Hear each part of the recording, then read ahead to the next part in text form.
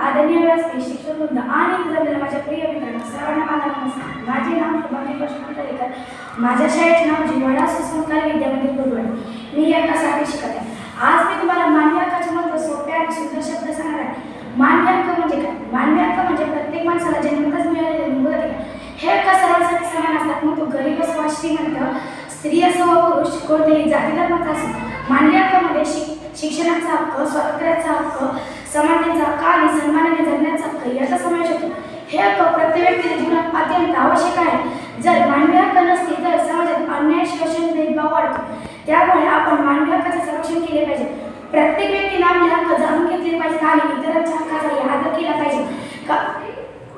मानवी हक्क आपल्याला स्वतंत्रपणे विचार करण्याची, बोलण्याची आणि आपले जीवन चांगल्या पद्धतीने जगण्याची संधी देतात.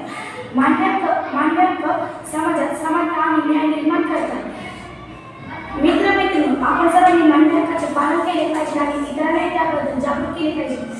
कारण जिथे मानवी हक्काचे संरक्षण होते तिथेच खरा विकास आणि शांतता राहते. चला आपण सर्वजण मिळून समाजात समानता आणि न्याय